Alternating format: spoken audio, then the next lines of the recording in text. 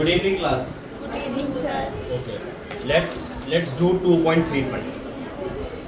NCERT 1.35. NCERT 1.35. Henry's law constant for the molarity of methane in benzene at 298 Kelvin is 4.27 into 10 की power 5 mmHg. Basically Henrys constant आपको दे रखा है, हम question कर रहे हैं 1.35. ठीक है जी, हेनरीज कांस्टेंट दे रखा है. हेनरीज कांस्टेंट सॉल्वेंट के लिए ही होता है. और KH for benzene, KH for benzene is 4.27 into 10 की पावर 5 10 की पावर 5 mm ऑफ Hg. ऐसा होता है जी, ये भी प्रेशर की यूनिट होती है. mm मिलीमीटर ऑफ Hg मतलब हाइट ऑफ मरकरी. तो हाइट ऑफ मरकरी भी प्रेशर ही आपको बताता है. Height of mercury at sea level. ठीक है ना. mm ऑफ Hg हो गया हमारा. और क्या गिवन है? Calculate the solubility of methane in benzene. आपको सॉल्युबिलिटी फाइंड करनी है. टेम्परेचर सेम है at 298 kelvin. Under pressure 760 mm Hg. Pressure भी आपको दे रखा है 760 mm of Hg. 760 mm of Hg. लगा दो हेनरीज लॉ भैया जी, लगा दीजिए हेनरीज लॉ. हेनरीज लॉ क्या बोलता है? Pressure is equal to Henry's constant multiply by mole fraction. Pressure कितना है आपका? 760 mm ऑफ Hg. KH कितना है? 4.27 into 10 की पावर 5. और आपको सॉल्युबिलिटी फाइंड करनी है किसकी? मीथेन है ना. मीथेन नहीं, गैस कौन सी है? मीथेन इन बेंजीन ना, है ना. तो ऑब्वियस सी बात है सॉल्युबिलिटी मीथेन की आएगी. ठीक है जी. तो X methane is equal to 760 divided by 4.27 into 10 की पावर 5. बस खत्म. अब सॉल्व करना है. अब बस सॉल्व करना है. मेरे भाई लिखे क्या सोचते सोचते काम हो जाते हो आप. इसके बाद हमें करना है 1.35 के बाद 1.36.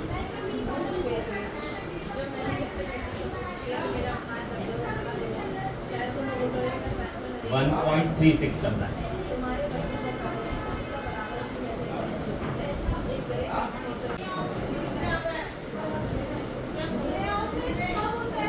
To 2.38 sorry 1.38.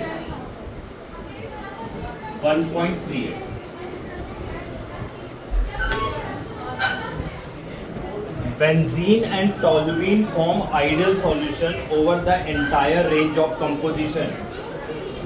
Benzene and toluene form ideal solution over an entire range of composition. The vapor pressure of pure benzene, PV not मान लेते हैं, B stand for benzene. The vapor pressure of pure benzene and toluene, इसको PT बोल देता हूँ मैं. PT not. T stand for toluene, B stand for benzene.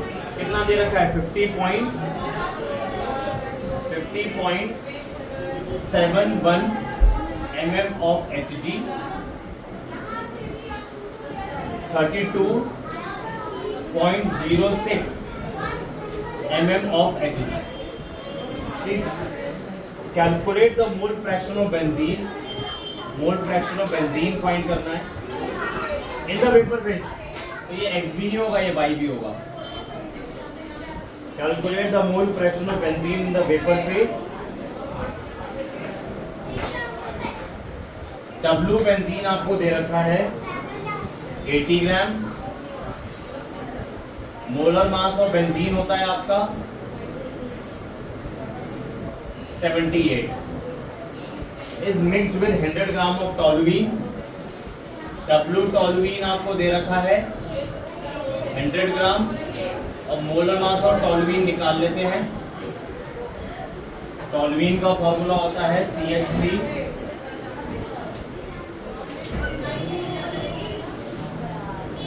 7 C1 2 3 4 5 6 7 C7H8 7 into 12 8 7 2 14 1 84 और 8 90।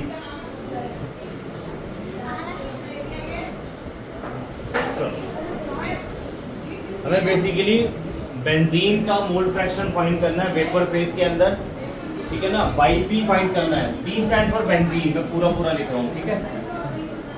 Y benzene हमें फाइंड करना है, जो किसके इक्वल होगा, P बेंजीन के इक्वल होगा अपॉन P टोटल, ठीक बोला। ये फॉर्मूला होगा जो हम लोगों ने पढ़ा था। हमें बेसिकली P टोटल पहले चाहिए होगा। P टोटल किसके इक्वल होता है, P बेंजीन के इक्वल होता है प्लस P टॉलुइन के इक्वल होता है, ठीक है। जो फर्दर किसके इक्वल है, P benzene not multiply by X benzene plus P toluene not multiply by X toluene P total, ठीक है जी।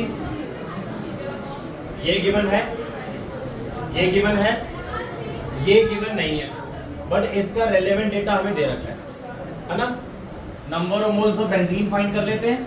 किसके इक्वल होता है, given mass of benzene upon molar mass of benzene. Given mass of benzene is 80, molar mass is 78। Simplify कर लो इसे, 2 to the 6 2 9 the 18 और नहीं है ना, ठीक है। एंड टॉलुइन भी फाइंड कर लो। Given mass of toluene upon molar mass of toluene. Given mass of toluene is 100, 92 हो गया मोलर मास। सिंपलीफाई कर लेते हैं, 2 5 10 0 2 4 8 2 6 12 और भी हो रहा है सिंपलीफाई, 25 23, इससे ज्यादा नहीं होगा, ठीक है जी। मोल फ्रैक्शन फाइंड कर लेते हैं बेंजीन का। Number of moles of benzene upon number of moles of benzene और number of moles of toluene. Number of moles of benzene is 40/39 plus 25/23। 40/39 बड़ा वाला डिवीजन का साइन नीचे आ जाएगा, 39 into 23 इधर हो जाएगा 40 into 23 प्लस 25 into 39, ठीक है। इसको और सिंप्लीफाई कर लेते हैं, 40/39, ये कैलकुलेशन यहाँ कर लो, 40 into 23, 3 0 0 3 4 12 2 0 0 2 4 8। कैलकुलेशन चेक करते रहना प्लीज। 0 2 9 20 आ गया और 25 into 39 45 आ जाएगा इधर, 4 9 2 18 19 20 21 22। कैलकुलेशन चेक करते रहना प्लीज, साइड बाय साइड मेरी भी। 3 5 15 1 3 2 6 7, इधर आ गया 5, इधर आ गया 7 9 75, ठीक है ना। 9 20 इसको भी कर लेते हैं, 9 20 9 75 5 9 18, ठीक है, 1895, ठीक है। ये ऊपर जाएगा ना 39 into 23, नीचे आएगा आपका 1895, ठीक है। यहां से हमारा 39 बड़ा सिंपल कट हो गया।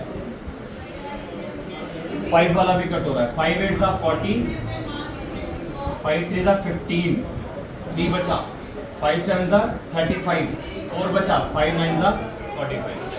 ये आ गया आपका 8 into 23 अपॉन 379। और नहीं कट रहा है, और नहीं कट रहा, नहीं कट रहा ना। 8 3 24 2 8 16 17 18।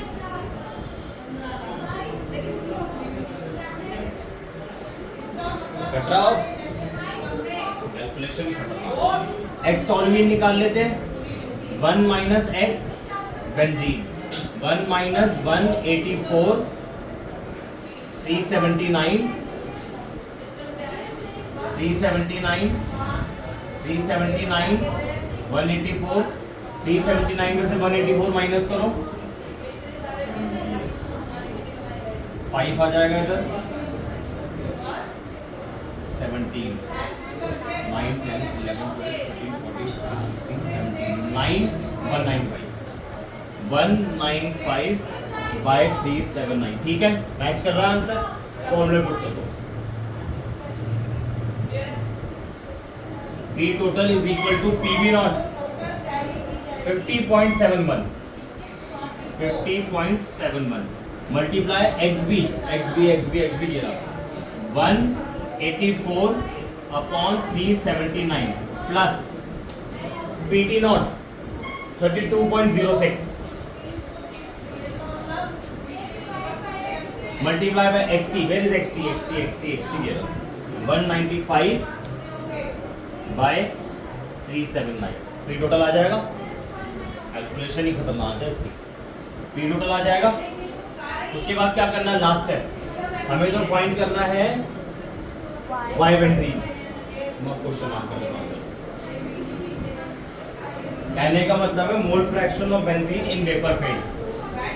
तो वाई बेंजीन के लिए आपको पी बेंजीन चाहिए होगा और पी टोटल। पी बेंजीन ये रहा पी बेंजीन, ये पी बेंजीन ही है ना, देखो ना, इसी में यही तो है पी बेंजीन, ये पी बेंजीन है। पी टोटल आप यहाँ से निकालोगे, पी बेंजीन यहाँ पुट कर देना, पी टोटल नीचे पुट कर देना, सॉल्व कर देना, ठीक है जी, डन। आगे बढ़े, अब आप लिखो, हेडिंग डालो,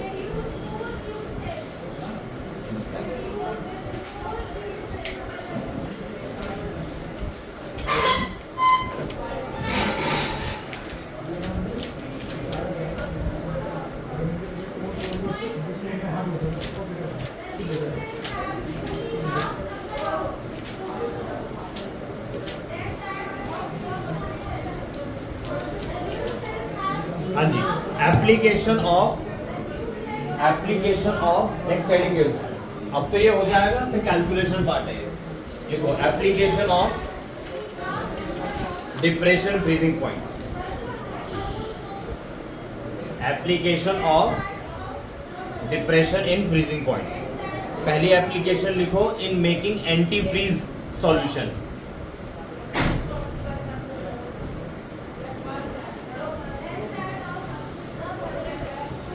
अच्छा, ये बताओ, कार के बारे में आपको कुछ पता है? कार किस तरीके से फंक्शन करती है? कार के अंदर रेडिएटर तो नहीं सुना आप लोगों ने? रेडिएटर इंजन को ठंडा करने के लिए होता है, ऐसे सुना होगा ना आपने मेरे भाई, सुनो, रेडिएटर ठंडा करने के लिए होता है। तो भाई ऐसी कंट्रीज भी हमारे पास है जहाँ पे टेम्परेचर बहुत कम होता है, मानते हो ना उस बात को? रशिया उठा लो, बहुत ठंडी कंट्री है, ठंडा रहता है, टेम्परेचर काफ़ी कम होता है वहाँ पे, 0 से भी नीचे होता है। तो एक बात बताओ, उधर भी तो रेडिएटर यूज होता होगा, उधर भी तो गाड़ी है, उधर भी तो रेडिएटर यूज होता होगा इंजन को ठंडा करने के लिए, बट वहाँ तो टेम्परेचर बहुत लो है। वाटर का बॉइलिंग पॉइंट, वाटर का फ्रीजिंग पॉइंट तो 0 है। जब वाटर का फ्रीजिंग पॉइंट 0 है तो रेडिएटर का पानी तो जम जाना चाहिए, बट नहीं होता। समझ गए मेरा पॉइंट? भाई मैं ऐसे वेदर की बात कर रहा हूँ, ऐसी कंडीशन की बात कर रहा हूँ जहाँ पे टेम्परेचर हमारा बहुत लो होता है। कार के अंदर रेडिएटर्स लगे होते हैं और रेडिएटर को ठंडा करने के लिए, गाड़ी को ठंडा करने के लिए रेडिएटर्स लगे होते हैं। रेडिएटर में भर दिया आपने पानी, ठीक है जी, ताकि वो इंजन को ठंडा रखे। बट ऐसी कंट्रीज में हम चले जाएंगे जहाँ पे टेम्परेचर बहुत कम होता है, तो वाटर तो हमारा फ्रीज हो जाएगा। बट मैं कह रहा हूँ वहाँ वाटर फ्रीज नहीं होता।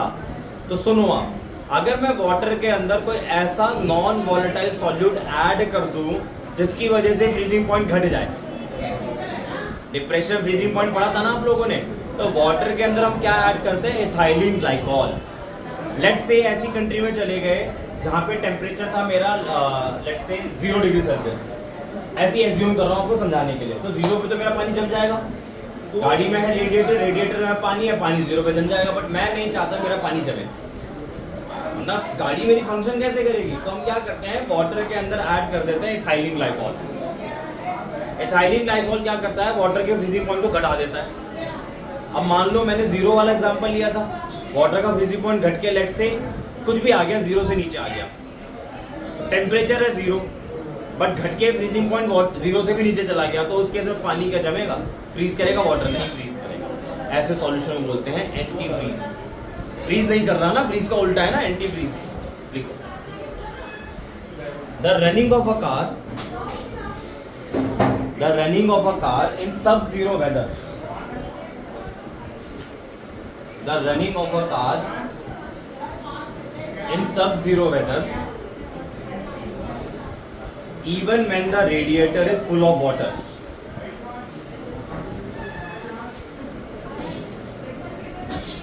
The running of a car in sub-zero weather, even when the radiator is full of water, even when the radiator is full of water, has been possible. Has been possible. Has been possible due to the fact that, has been possible due to the fact that the depression and freezing point of water,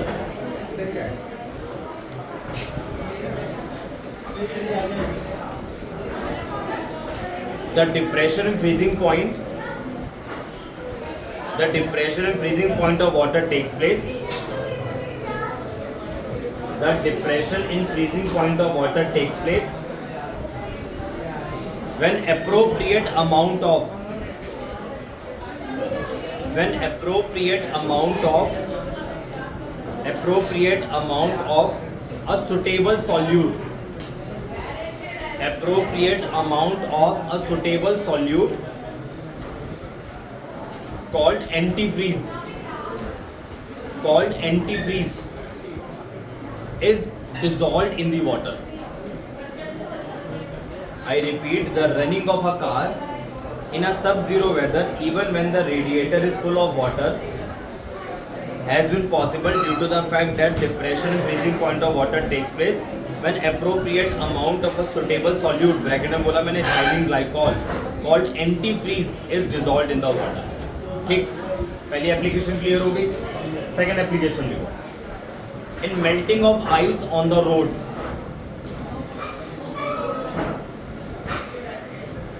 in melting of ice on the roads,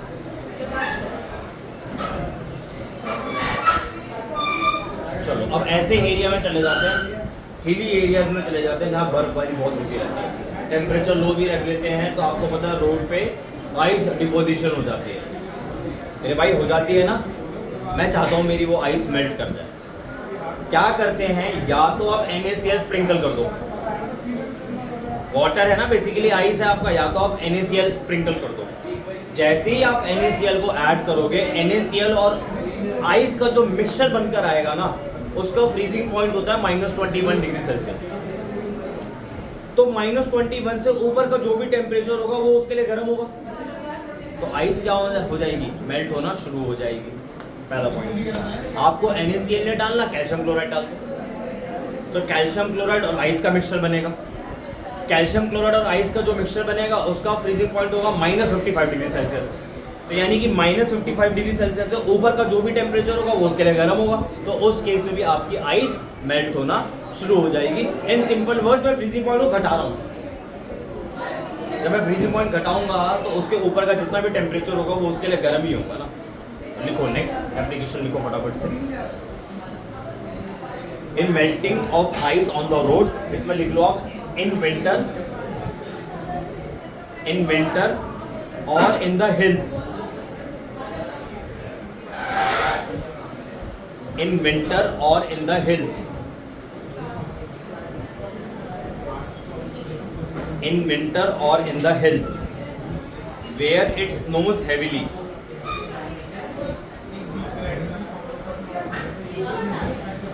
where it snows heavily,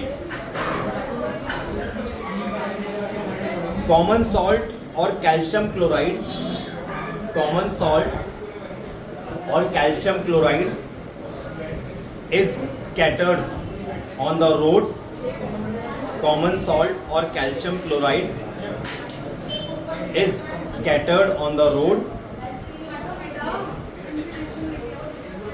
common salt or calcium chloride is scattered on the roads to melt ice. Scattered on the roads to melt ice because salt ice mixture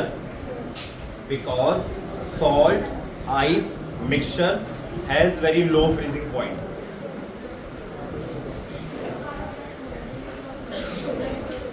Salt ice mixture has a very low freezing point. Full stop करके for example NaCl ice mixture, for example NaCl ice mixture has a freezing point of minus 21 degrees Celsius. Has a freezing point of minus 21 degrees Celsius. And calcium chloride and ice. And calcium chloride and ice mixture. And calcium chloride and ice mixture. Calcium chloride ice mixture has a freezing point of minus 55 degrees Celsius. ठीक है जी. Thus, as long as the temperature of the surrounding, so long as the temperature of the surrounding is above these temperatures, so long as the temperature of the surrounding is above these temperatures,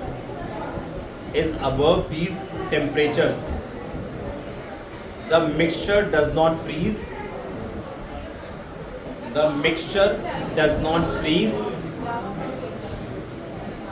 And ice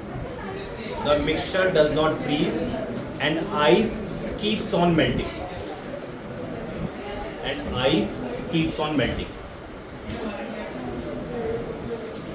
ठीक है जी, आगे बढ़ते हैं. अब आप heading डालें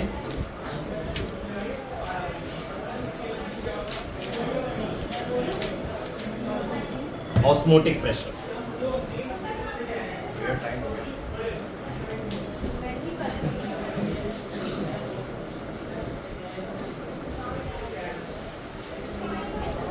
Who are you?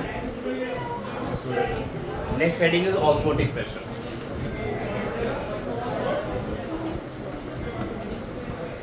Next heading is osmotic pressure. Fourth colligative property and last colligative property. Osmotic pressure. तो osmotic pressure से पहले हम समझने की कोशिश करेंगे डिफ्यूजन. डिफ्यूजन के बारे में आप लोग जानते हो, पढ़ा होगा आप लोगों ने 9th क्लास के अंदर. बहुत सिंपल सा टॉपिक है, समझो. लेट्स से मैंने एक बीकर लिया, ठीक है ना. लेट्स से मैंने बीकर लिया और बीकर के अंदर मैंने 2 सॉल्यूशन फिल करने हैं. सबसे पहले आप फिल करो कंसंट्रेटेड कॉपर सल्फेट.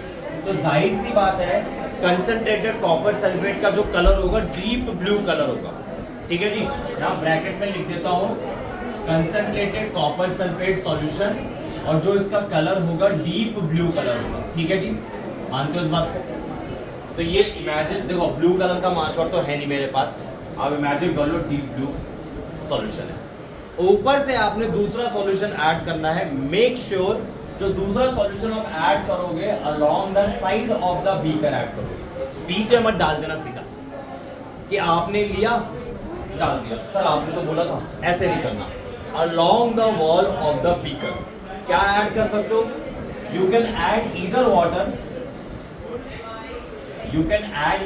वाटर या और dilute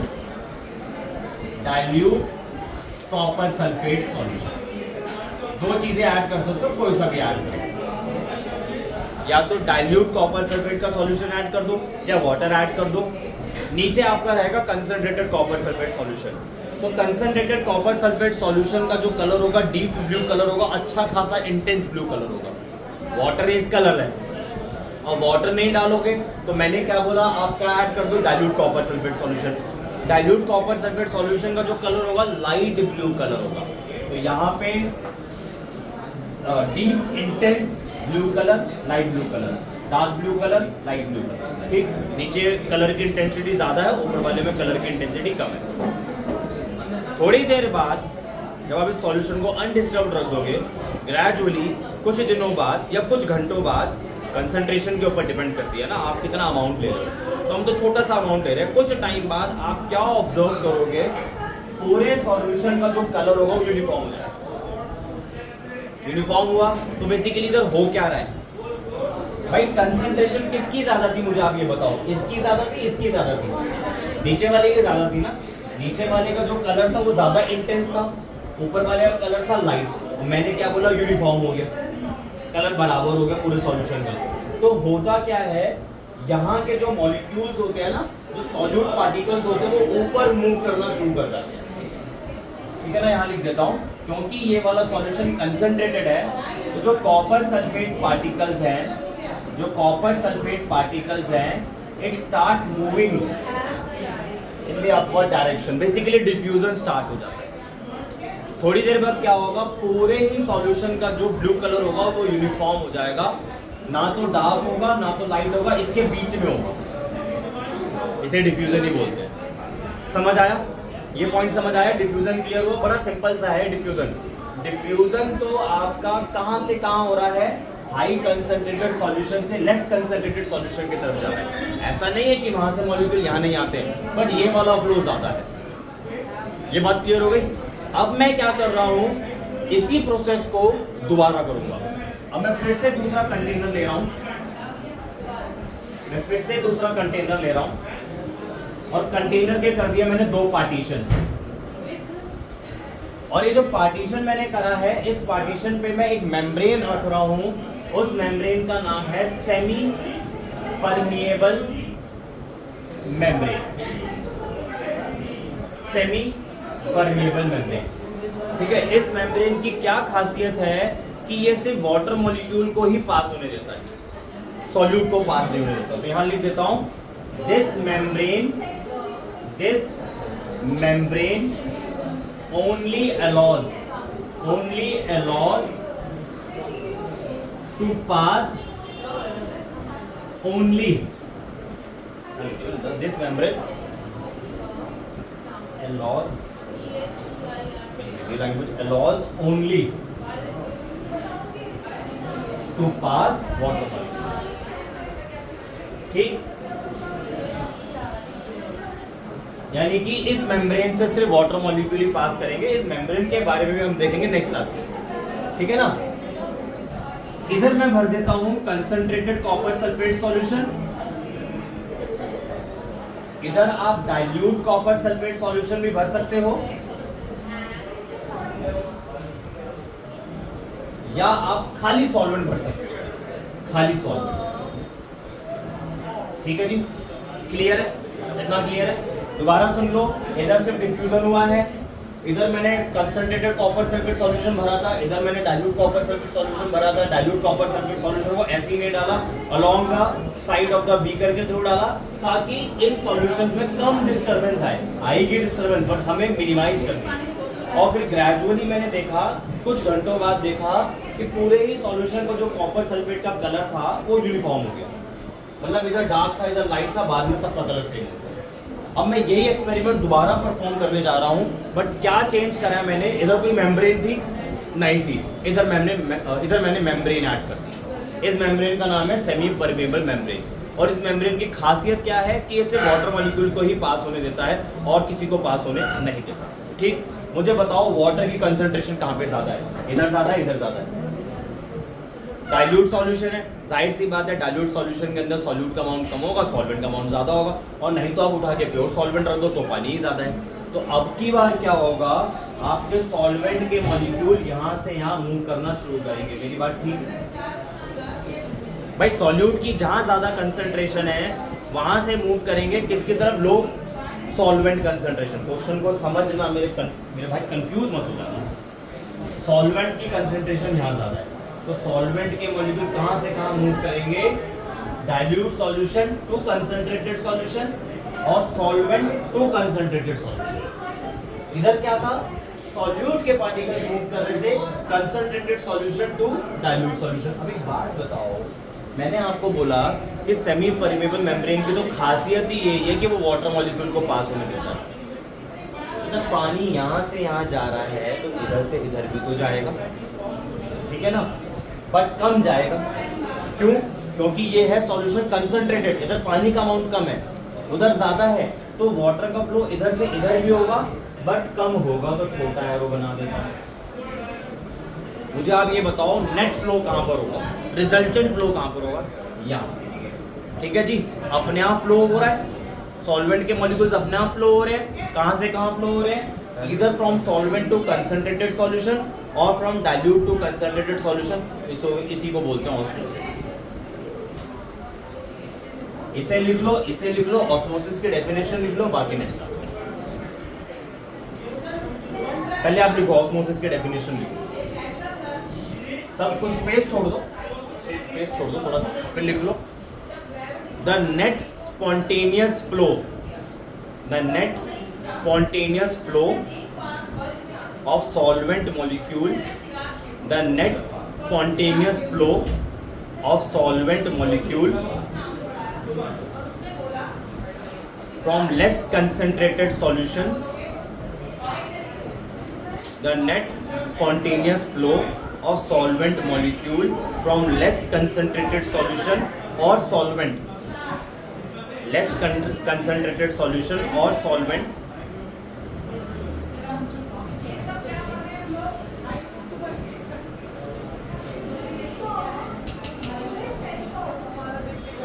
less concentrated solution or solvent to more concentrated solution.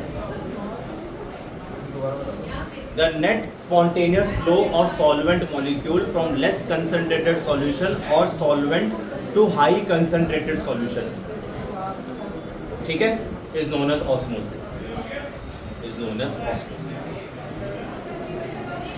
बाकी नेक्स्ट क्लास के अंदर difference between osmosis and diffusion देखेंगे। तो आज ख़त्म करते हैं। आज हमने क्या क्या डिस्कस करा है, एनसीईआरटी के 2 क्वेश्चंस डिस्कस करे हैं, application of depression freezing point discuss करा है, एंड ऑस्मोसिस पढ़ लिया है under the topic osmotic pressure. Okay जी, thank you, and for more chemistry videos subscribe my channel, share my channel and comment also. Thank you.